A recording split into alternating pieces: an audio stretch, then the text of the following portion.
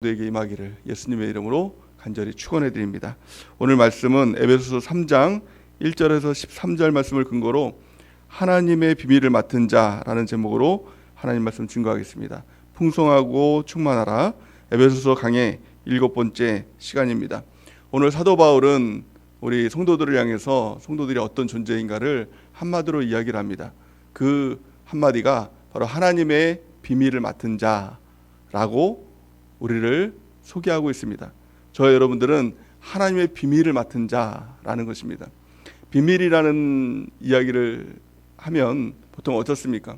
우리가 누군가에게 비밀을 이야기할 때 아무에게나 비밀을 이야기를 하지 않죠. 믿을 만한 사람에게 이야기를 합니다. 특별히 장사를 하는 사람들, 요즘에 맛집이 되게 이렇게 유행하고 있죠. 맛집의 특징은 그 비밀이 있다는 것입니다. 그것을 비결이라고도 얘기를 하죠. 그래서 옛날에는 뭐 그런 말이 유행하지 않았습니까? 뭐 이 맛은 며느리에게도 가르쳐주지 않는다. 며느리도 모른다. 왜 그렇습니까? 그 비결이 이 장사하는 그 집의 성패를 좌우하기 때문에 그렇습니다. 그런데요, 그 비결 또 그 집의 맛의 비결 그것을 누구에게인가는 꼭 전해주게 되겠죠. 누구에게 전해줍니까? 후계자, 그 믿을 만한 사람, 상속자에게 그것을 이제 전수를 해주죠. 마찬가지입니다. 오늘 본 말씀에 보니까 하나님께서 그 하나님의 비밀을 맡은 하나님의 비밀을 우리에게 전해주겠다. 또 우리에게 알게 해주겠다. 이 알게 해줄 뿐만이 아니라 하나님의 비밀을 맡은 자로 우리를 삼으셨다라고 얘기를 합니다. 우리를 믿어주셨다는 것이죠. 또 우리를 하나님의 상속자로, 하나님의 후계자로 우리를 삼으셨다라고 성경은 말씀하고 있는 것입니다. 오늘 본 말씀 6절 말씀에 보니까 이렇게 말씀하죠. 이는 이방인들이 복음으로 말미암아 그리스도 예수 안에서 함께 상속자가 되고 이렇게 얘기합니다. 하나님께서 우리 가운데 비밀을 주시고 비밀을 알려주시고 비밀을 맡겨주셨다는 것은 하나님이 우리를 상속자로 또 믿을 만한 자로 우리를 세우셨다라고 성경은 말씀하고 있는 것입니다. 그렇다면 이 비밀이 무엇일까요? 비밀은 두 가지를 이야기하고 있는데 가장 첫 번째는 하나님의 비밀은 바로 교회가 하나님의 비밀이라고 말씀하고 있는 것입니다. 오늘 6절 말씀을 같이 한번 읽어보겠습니다. 6절 말씀 시작. 이는 이방인들이 복음으로 말미암아 그리스도 예수 안에서 함께 상속자가 되고 함께 지체가 되고 함께 약속에 참여하는 자가 됨이라. 아멘. 이 한 구절의 말씀 통해서 함께라는 말이 3번 강조되고 반복되고 있는 것을 볼 수가 있습니다. 교회의 핵심은 함께입니다. 예수 그리스도의 십자가의 그 은혜를 통해서 하나님과 우리와의 막힌 담을 허시고 또 사람과 사람 간에 막힌 담을 허시고 함께를 이루는 또 지체를 이루는 이 공동체가 바로 교회다라는 것을 말씀하고 있는 것입니다. 이 교회가 바로 비밀입니다. 이 구약시대 때는 교회가 비밀로 감춰져 있었죠. 그래서 선지자들이 그것을 알려고 해도 깨달아지지 않았습니다. 뜨문뜨문 하나님께서 주시는 계시를 통해서 한 단어, 한 문장 이것들을 이야기하고 있는 것이 구약 성경이죠. 근데 신약 시대를 통해서 예수님의 십자가를 통해서 하나님은 이 비밀인 교회를 우리에게 알게 해주시고 또 이것을 우리에게 맡겨주셨다라고 성경은 말씀하고 있는 것입니다. 두 번째 하나님의 비밀이 무엇입니까? 그것은 바로 복음이 하나님의 비밀이라고 오늘 성경 말씀을 가르쳐주고 있습니다. 7절 말씀을 같이 한번 읽어보겠습니다. 7절 시작. 이 복음을 위하여 그의 능력이 역사하시는 대로 내게 주신 하나님의 은혜의 선물을 따라 내가 일꾼이 되었노라. 아멘. 이 하나님의 복음 이것이 또한 구약시대 때는 감춰져 있는 것이 되었죠. 그 복음의 핵심은 십자가입니다. 십자가 이전에는 이 선지자들이 계시를 받고 또 하나님의 그 음성을 통해서 십자가에 대해서 이 구약 성경에도 뜨문뜨문 예언을 하고 있습니다. 근데 명확하게 그것은 숨겨져 있었습니다. 예수님께서 십자가의 그 복음을 통해서 십자가를 지심을 통해서 또 피를 흘려주심을 통해서 우리를 구속하시고 우리를 구원하여 주신 것 이것이 하나님의 놀라운 하나님의 구원의 선물이고 또 비밀이었다 이렇게 말씀하고 있습니다. 또한 그를 통해서 복음이 무엇입니까? 천국 복음이죠. 십자가를 통해서 우리를 구원하여 주시고 또 우리를 천국에 합당한 사람을 만들어 주시고 또 천국으로 인도해 주시는 것 이것이 복음의 핵심인 것입니다. 그 중간에는 또한 교회가 있는 것입니다. 십자가를 통해서 예수님께서는 그 피값으로 교회를 사셨다라고 말씀하고 있습니다. 또한 그 교회를 통해서 영원한 천국으로 우리를 인도해 주시는 것 이것이 복음의 비밀이라고 오늘 성경 말씀을 우리에게 말씀해주고 있는 것입니다. 또한 이 복음 또한 교회, 이 하나님의 비밀을 우리에게 알게 해주실 뿐만이 아니라 이것을 우리에게 맡겨주셨다. 우리에게 이것을 감당할 수 있도록 또 하나님의 이 복음의 경륜이라고 얘기하죠. 그것은 계획이고 능력인 것입니다. 그것을 우리에게 주시고 또 우리가 그것을 감당할 수 있도록 하나님께서 인도해 주신다는 것입니다. 그렇다면 하나님의 이 비밀을 맡은 자로서 우리가 어떻게 해야 될까요? 무엇을 해야 될까요? 하나님께서 우리가 주신 그 사명이 무엇일까요? 오늘 그것을 두 가지로 말씀하고 있는데 가장 첫 번째는 하나님의 비밀을 제대로 알아야 된다는 것입니다. 그걸 단지 지식으로 아는 것이 아니라 경험적으로 우리가 그것을 깨닫고 알아야지 하나님의 뜻대로 비밀을 우리가 그 하나님의 비밀을 하나님의 계획대로 사용할 수 있게 되지 않겠습니까? 그 인도함을 받게 되어야 되지 않겠습니까? 그렇다면 오늘 3절 4절 말씀 우리 같이 한번 읽어볼까요? 3절 4절 시작. 곧 계시로 내게 비밀을 알게 하신 것은 내가 먼저 간단히 기록한 것 같으니 그것을 읽으면 내가 그리스도의 비밀을 깨달은 것을 너희가 알 수 있으리라. 아멘. 이것은 바울이 쓴 책이죠. 바울은 그 비밀에 대해서 이야기를 합니다. 내가 간단히 너에게 기록한 것 같으니 너희가 그리스도의 비밀을 깨달은 것을 너희가 알 수 있으리라. 이것을 읽으면. 그래서 이 사도 바울은 그 비밀을 안 자였다는 것입니다. 그걸 단지 안 자가 아니라 자기는 비밀을 맡은 자라고 자신 있게 너희가 그것을 깨달아야 된다라고 이야기를 하고 있는 것이죠. 그래서 바울은 먼저 그 비밀을 경험했습니다. 하나님의 비밀, 그것이 무엇입니까? 교회와 복음입니다. 그럼 어떻게 사도 바울은 그 하나님의 교회 또 복음 이것을 경험적으로 깨달을 수 있었을까요? 어떻게 알 수 있었을까요? 그는 실제로 예수님을 만났죠. 단지 관념에 예수님을 만난 것이 아니라 생각 가운데 예수님이 있다고 치고 만난 것이 아니라 실제적인 예수님을 만났습니다. 어떻게 만났습니까? 사도 바울은 예수님을 만나기 전에는 예수님 믿는 사람들을 핍박하러 다니는 사람이었습니다. 잔멸하러 다니는 사람이 바로 이 사도 바울이었습니다. 그가 교회를 핍박하고 또 예수 믿는 사람들을 잡아 죽이기 위해서 가는 이 다메섹 도상에서 예수님을 만났습니다. 예수님께서 한마디로 이야기를 합니다. 사울아 사울아 너가 나를 왜 핍박하느냐 이렇게 이야기를 합니다. 그 한마디를 듣는 순간 사도 바울이 엎드려지고 꼬꾸라지죠. 그러나서 그가 깨달았습니다.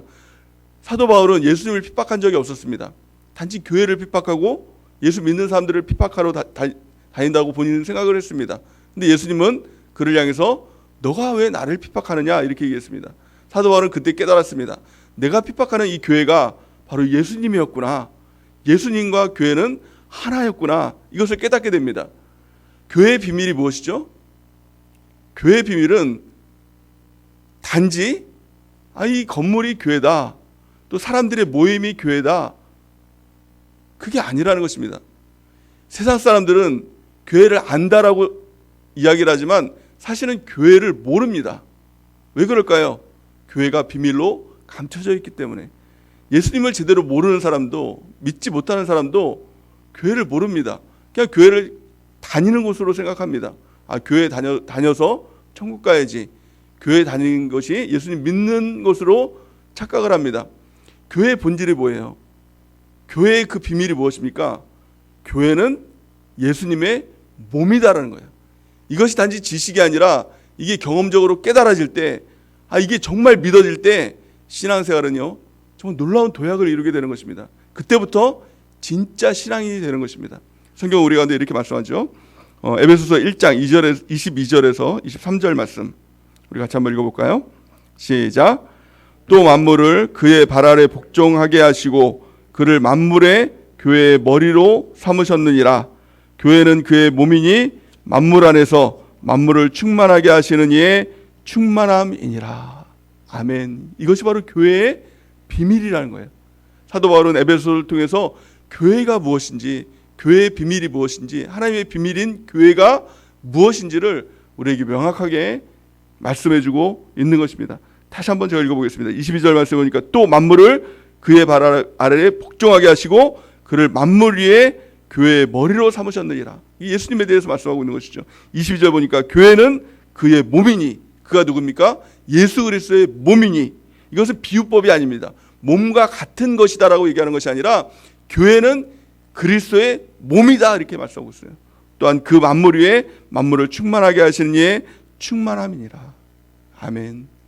이 교회가 예수님의 몸이라는 것을 우리가 지식적으로 깨달은 것뿐만이 아니라 경험적으로 깨달을 때, 경험적으로 우리가 그것을 알 때 교회가 만물을 충만하게 하시는 이의 충만함이라는 것을 깨닫게 되고 그것을 우리가 경험하게 되는 놀라운 역사가 이루어지게 되는 것입니다. 그렇다면 어떻게 교회가 예수님의 몸이라는 것을 단지 우리가 지식으로는 알고 있잖아요.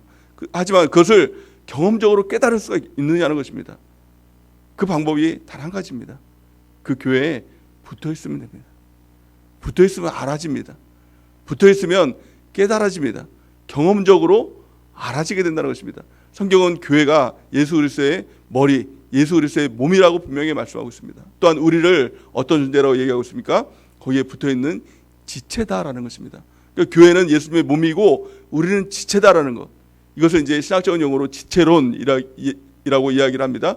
교회론, 지체론이라고 얘기를 하는데 우리가 교회의 지체로 붙어 있을 때 그냥 교회 다니는 존재가 아니라 그냥 교회를 단지 아는 존재가 아니라 교회의 지체로 붙어 있으면 교회가 경험되기 시작한다는 거예요. 깨달아지기 시작한다는 거예요. 그 비밀을 알아지기 시작한다는 것입니다. 요한복음 15장 5절에서 6절 말씀을 같이 한번 읽어볼까요? 시작. 나는 포도나무요 너희는 가지라. 그가 내 안에 내가 그 안에 거하면 사람이 열매를 많이 맺나니 나를 떠나서는 너희가 아무것도 할 수 없음이라. 사람이 내 안에 거하지 아니하면 가지처럼 밖에 버려져 마르나니 사람들이 그것을 모아다가 불에 던져 사르느니라. 아멘. 이 말씀 참 놀라운 말씀이죠. 예수님께서 나는 포도나무요 너희는 가지다. 그 가지가 포도나무에 붙어 있으면 많은 열매를 맺게 된다. 풍성한 열매를 맺게 된다. 영혼이 살게 된다. 이것을 말씀하고 있는 것입니다. 이 붙어 있는다는 것은 단지 그냥 몸이 붙어 있는 것이 아니라 살이 통하고 피가 통하는 존재가 된다는 거예요. 포도나무가 자라면 가지도 같이 자라는 존재. 또 포도나무가 자라면 자랄수록 가지나무에서 열매가 저절로 맺혀지는 이 관계. 이것이 예수님과 나와의 관계, 교회와 우리와의 관계가 된다라고 분명하게 말씀하고 있는 것입니다. 붙어 있지 않으면 다 가지처럼 말라버린다는 것입니다. 그 사람들이 뭐하다가 살라버리는 아무것도 아닌 존재가 된다는 것입니다. 자, 이것은 무서운 말씀이죠. 또 이 땅에서 실현되는 말씀 아닙니까? 예수님을 믿는다라고 하면서도 기독교인이라고 하면서도 세상 사람들이 정말 아무것도 아닌 것처럼 취급하는 이유가 뭘까요?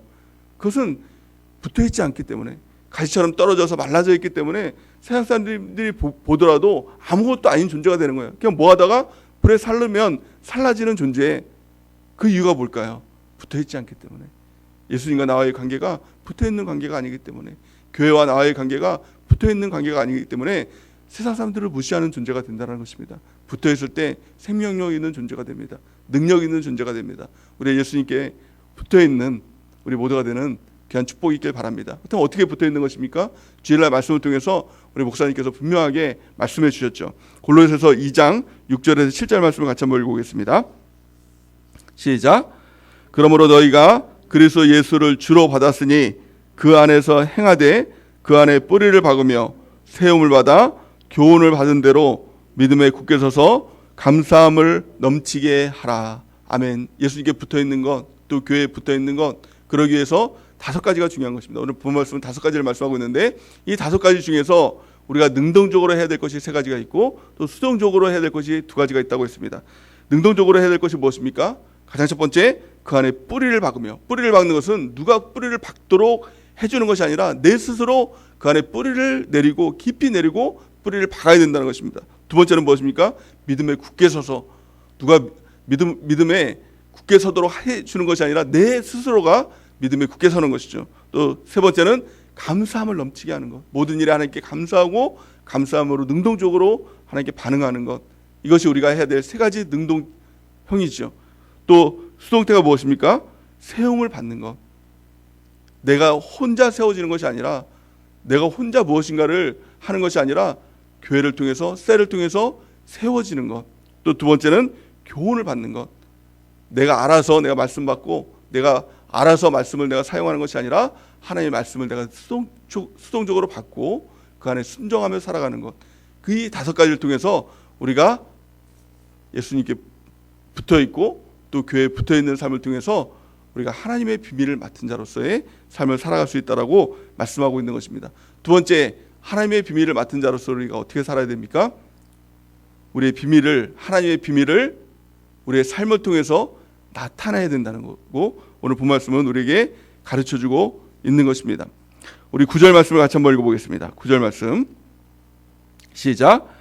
영원부터 만물을 창조하신 하나님 속에 감춰졌던 비밀의 경륜이 어떠한 것을 드러내게 하려 하심이라.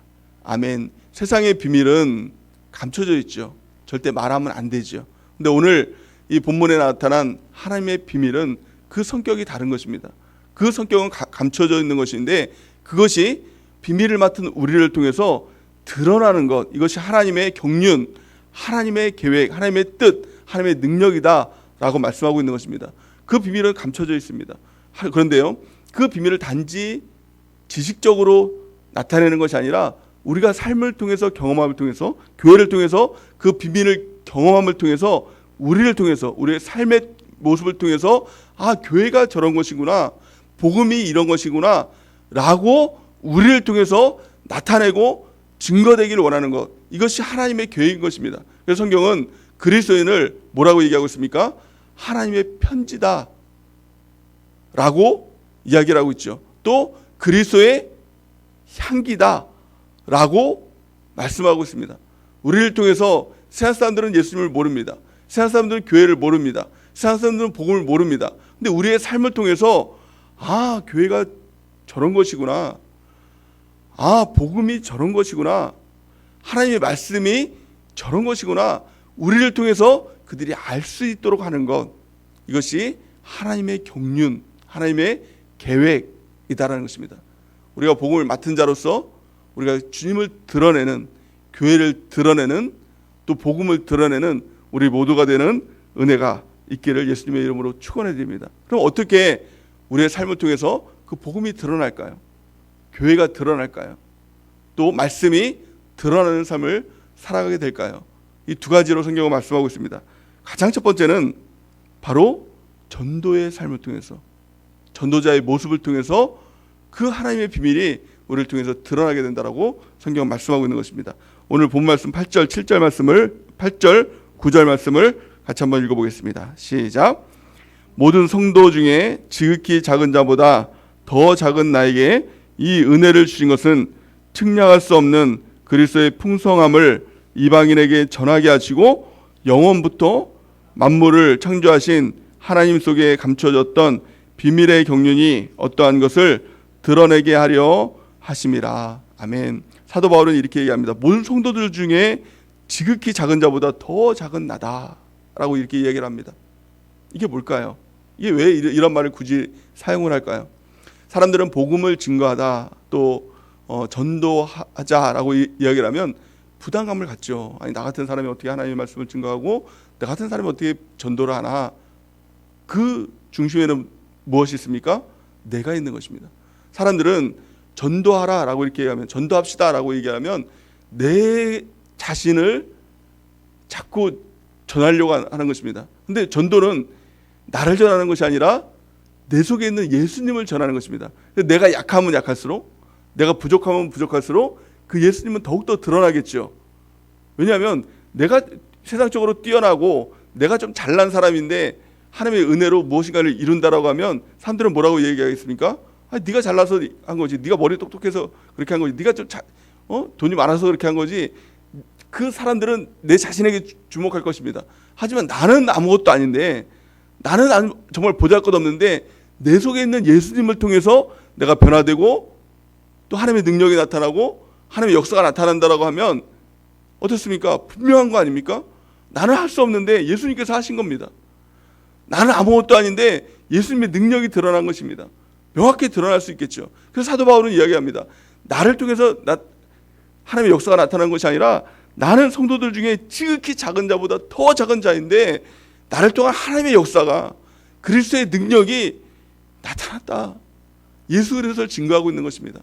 전도는 이와 같은 것입니다. 내가 약하면 약할수록, 부족하면 부족할수록 예수 그리스도를 더욱더 증거할 수 있게 되는 것, 이것이 바로 전도의 하나님의 역사인 것입니다. 전도는 나를 증거하는 것이 아니라 내 안에 있는 예수 그리스도를 증거하는 것입니다. 그러면서 전도만큼 쉬운 것이 어디 있습니까? 나는 아무것도 아닌데 예수님이 하셨습니다. 이것을 보여주고 이것을 전하는 것, 이것이 전도 아닙니까? 성경은 이렇게 말씀하고 있습니다. 고린도후서 4장 7절 우리 같이 한번 읽어보겠습니다. 시작. 우리가 이 보배를 질그릇에 가졌으니 이는 힘이 큰 능력은 하나님께 있고 우리에게 있지 아니함을 알게 하려 하심이라. 아멘. 이 보배를 질그릇, 저와 여러분들 아닙니까? 깨지기 쉽고 또 너무 연약한 이 질그릇, 보잘것없고 가치 없는 이 우리의 모습, 그런데 우리 안에 예수 그리스도가 계심을 통하여서 그 능력의 힘이 큰 것이 더욱더 드러나는 것 아닙니까? 이것을 우리가 나타나고 증거하는 것, 이것이 바로 복음 증거이고 또 이것이 하나님의 비밀을 나타내는 삶인 것입니다.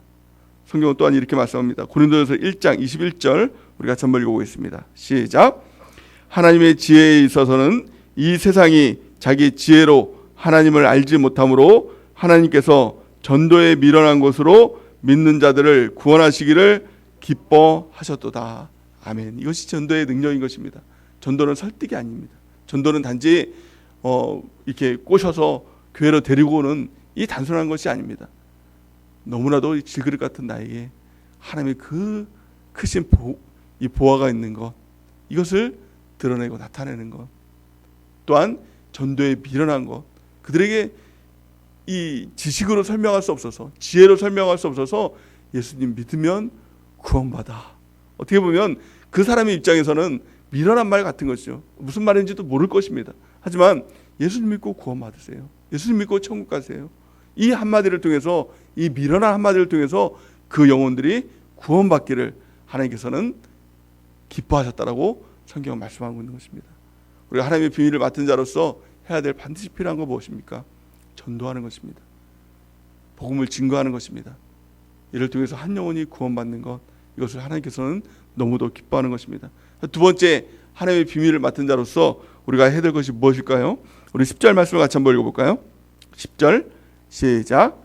이는 이제 교회로 말미암아 하늘에 있는 통치자들과 권세들에게 하나님의 각종 지혜를 알게 하려 하심이니라.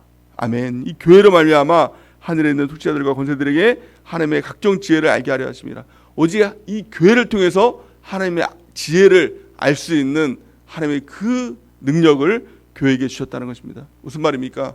우리가 전도했다면 이 교회를 통해서 하나님을 알 수 있도록, 이 지혜를 알 수 있도록 교회를 통해서 양육하는 것입니다. 양육은 내가 하는 것이 아니라 교회를 통해서 그에게 하는 것입니다.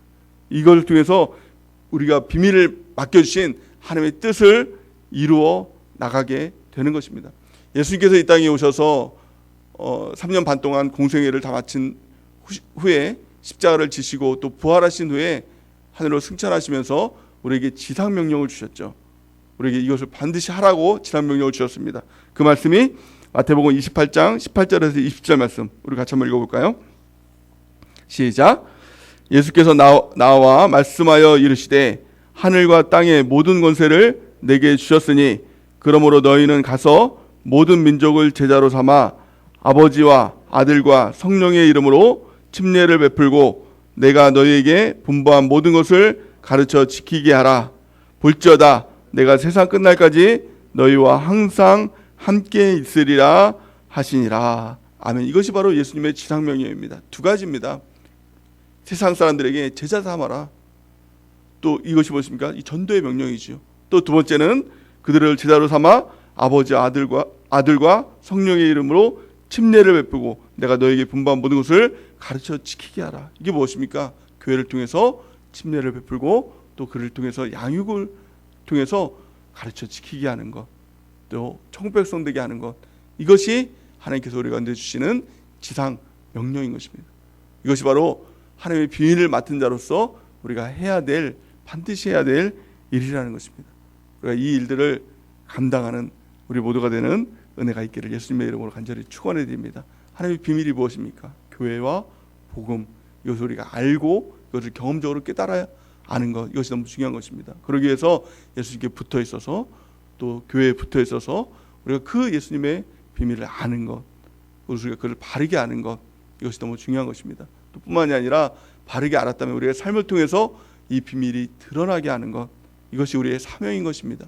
우리 전도를 통해서 또 양육을 통해서 이 비밀을 드러내고 또 이것을 전하는 하나님의 뜻대로 사는 우리 모두가 되는 은혜가 넘치기를 예수님의 이름으로 간절히 축원해 드립니다.